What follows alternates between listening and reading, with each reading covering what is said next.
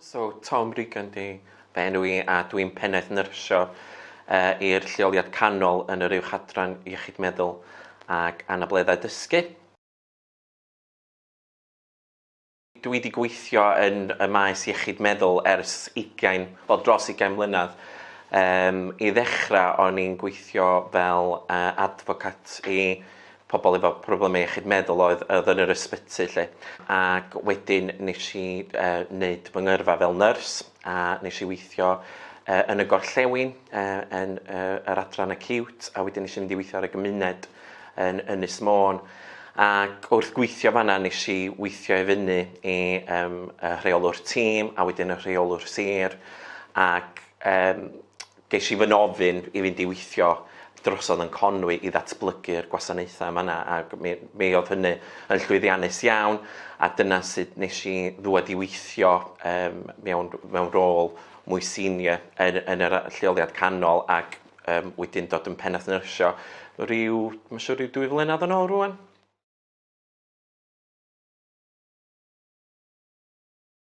Mae Cymraeg o fewn fy maes I yn pwysig iawn, fedrai'm pwysleisio faint mor bwysig ydi o. A dwi'm yn meddwl nes I sylweddoli faint mor bwysig tan I mi ddod I weithio i'r lleoliad canol, sef Conwy a Ddinbych. Gweithio yn y gorllewin, oedd Cymraeg yn cael ei siarad yn aml ac dwi yn pencampwr i'r iaith Cymraeg i'r uwchadran hefyd. Doedd iaith yn y gorllewin ddim gymaint o broblam lle, ond I weld mhob yn gallu siarad Cymraeg. So ddim mor gymaint o broblam, ond pam nes I ddod I weithio ag I fyw I Conwy, nes I sylweddoli bod hynny'n wahanol, mi ges I profiad personol o hynny. A nes I cofrestru fo meddyg teulu lleol, neb yn holi amdan fy iaith.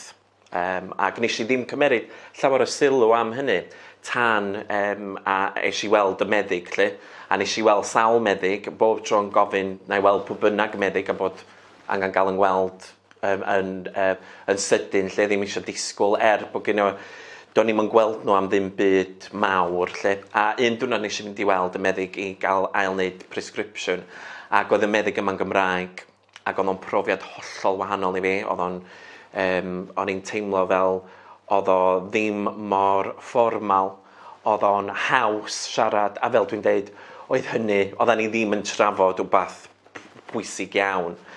Ac nath hynna neu fi feddwl llawer mwy amdan y iaith a sut mae hynna'n ffeithio ar profiad pobl ac ar ei gofal nhw yn hirach lle. A felly nes I fynd ymlaen I wneud o gwaith ymchwil efo'r tîm dwi'n gweithio fo ac dwi'n hapus iawn I ddeud just wrth dylanwadu ar bobl yn fy rôl ac fod yn pencampwr, mae pobl fel fy rheolwr I yn dysgu Cymraeg owan a da ni'n gwneud pethau haws iawn fel deud bore da a pethau fel yna efo'n gilydd lle.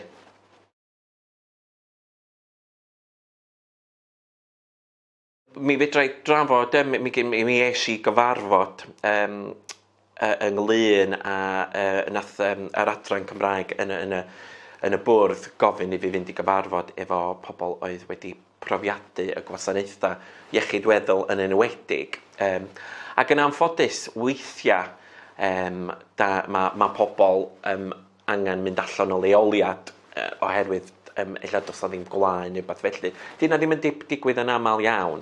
Ond os ydych chi dychmygu os da chi yn y gorllewin a mae lot o bobl yn y gorllewin yn siarad Cymraeg a ella da chi'n gorfod mynd I Wrecsam I gael eich gofal a ddim mor gymaint o staff yn siarad Cymraeg. Mae cleifion wedi sôn amdan sut mae hynny'n neud nhw deimlo a bod o ddim mor hawdd I drafod bod hynny'n neud nhw deimlo yn mwy unig ac mae hynny wrth gwrs yn gallu effeithio ar sut mae rwy'n yn teimlo yn enwedig yn adran iechyd meddwl yn gallu gwneud I rwy'n deimlo'n waeth. Os da ni'n meddwl amdan pobl hŷn a faint mor bwysig mae'r iaith iddyn nhw, yn enwedig i rywun sydd efo problemau fel dementia.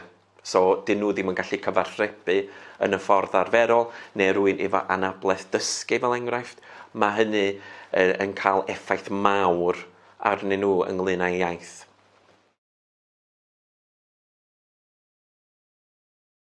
Be swn i'n licio deud amdano maes ydy mae o yn... mae gweithio yn iechyd meddwl ag anableddau dysgu mae le rewarding iawn i weithio. Dwi'n gwerthfawrogi fy swydd yn fawr iawn ar cyfrifoldeb sydd gennau. A be swn i'n licio deud ydy, fel dwi wedi deud, mae'r iaith mor bwysig. A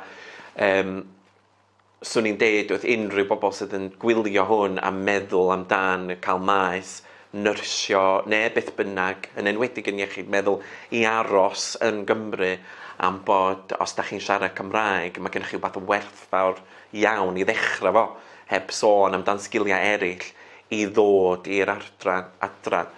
Felly, swn i'n deud, please, aroswch i weithio gyda ni, lle.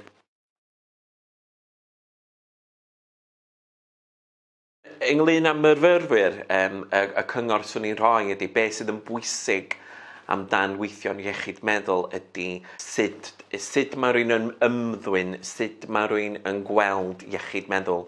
A mae'n bwysig iawn i feddwl amdan iechyd meddwl yn hytrach na problemau iechyd meddwl. A bod da ni gyd efo iechyd meddwl a da ni gyd angen cael iechyd meddwl.